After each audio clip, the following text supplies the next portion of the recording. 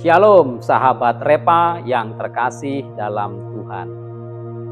Tekanan. Sahabat, kita hidup di zaman di mana tekanan datang dari segala arah. Tekanan ekonomi, tekanan keluarga, tekanan pekerjaan.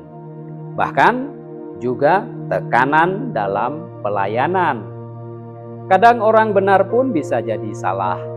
Bukan karena ia tidak tahu kebenaran, tetapi karena takut pada tekanan.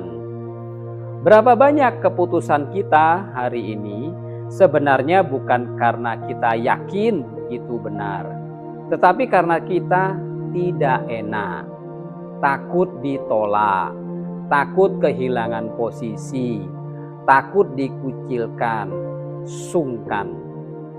Ada seorang pemimpin yang tahu mana yang benar, tetapi tetap berkompromi demi relasi, hubungan baik. Itu juga yang terjadi pada Raja Yosafat. Ia adalah raja yang takut akan Tuhan, tetapi sempat salah langkah karena tekanan relasinya dengan Raja Ahab.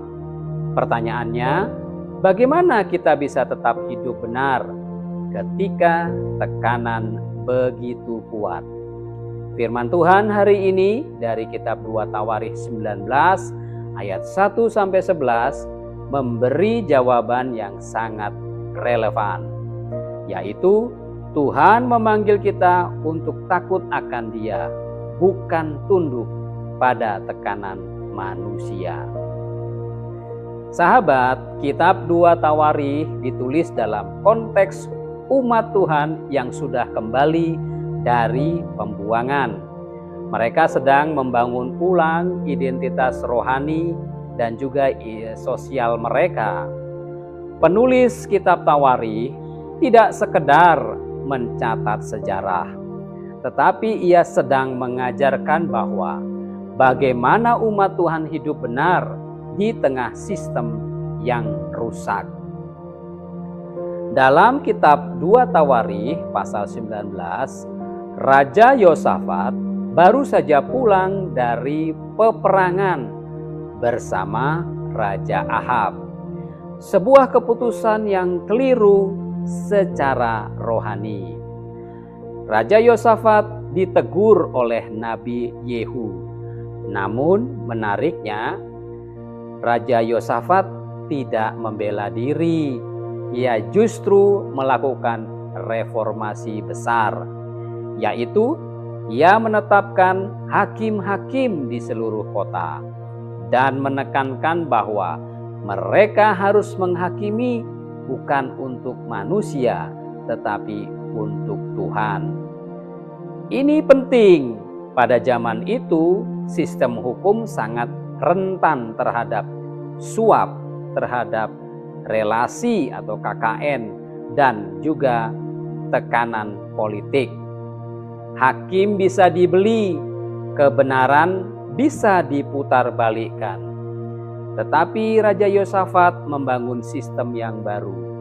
Hakim harus takut akan Tuhan, tidak boleh memihak, tidak boleh menerima suap. Artinya, reformasi rohani harus masuk ke dalam sistem sosial. Sahabat, secara bahasa ada beberapa kata kunci yang penting. Di ayatnya yang ke-6 dikatakan, "Kamu menghakimi bukan untuk manusia, tetapi untuk Tuhan."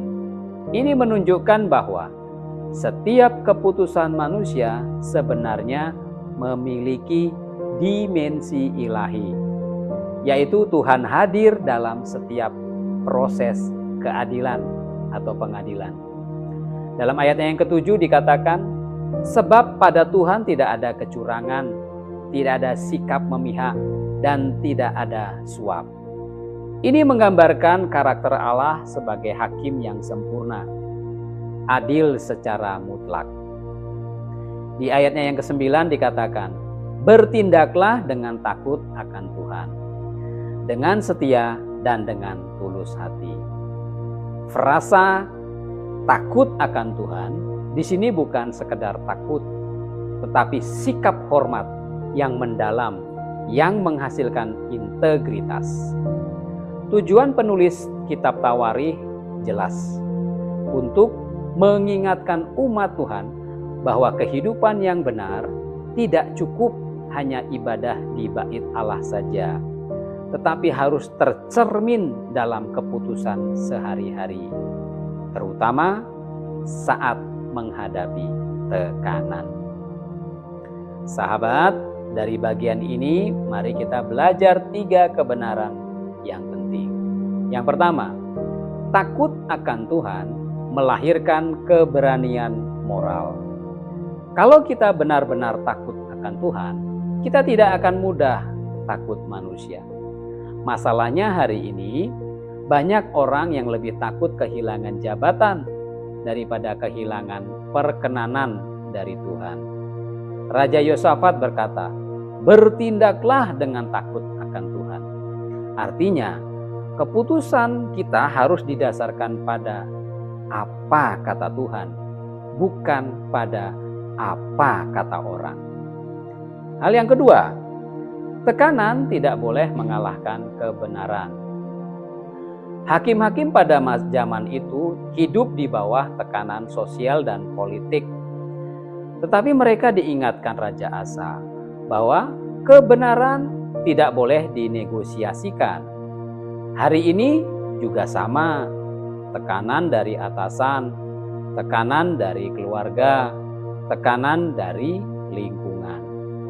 Tetapi firman Tuhan berkata, jangan jual kebenaran demi kenyamanan. Hal yang ketiga, Tuhan hadir dalam setiap keputusan. Ini luar biasa, sahabat. Firman Tuhan berkata, kamu menghakimi untuk Tuhan. Artinya apa? Bahwa setiap keputusan kita, baik itu di rumah, baik itu di kantor, dalam pelayanan sekalipun, di dalam keputusan kita, Tuhan hadir di sana. Kalau kita sadar hari ini, kita akan lebih berhati-hati. Kita tidak akan sembarangan kompromi. Jadi sahabat yang dikasihi Tuhan, dunia hari ini penuh dengan tekanan. Bahkan gereja pun tidak kebal dari tekanan. Tetapi firman Tuhan hari ini sederhana dan jelas. Takutlah akan Tuhan, bukan pada tekanan. Tuhan Yesus sendiri menunjukkan hal ini. Ia tidak tunduk pada tekanan orang-orang Farisi, tekanan massa, bahkan tekanan penderitaan. Yesus tetap setia pada kehendak Bapa. Apa yang bisa kita lakukan hari ini? Mari kita berani berkata benar, walaupun tidak populer. Mari kita berani jujur, walaupun ada resikonya. Mari kita berani hidup lurus, walaupun hanya sendirian. Pesan kunci bagi kita semua, lebih baik kehilangan dukungan manusia daripada kehilangan perkenanan Tuhan. Mari kita berdoa. Tuhan yang kami hormati dan kami sembah, kami sadar seringkali kami lebih takut pada manusia daripada kepadamu. Kami mudah goyang ketika tekanan datang. Ampuni kami ya Tuhan. Ajarlah kami untuk hidup dalam takut akan Engkau saja. Takut yang benar, yang melahirkan keberanian, kejujuran, dan kesetiaan.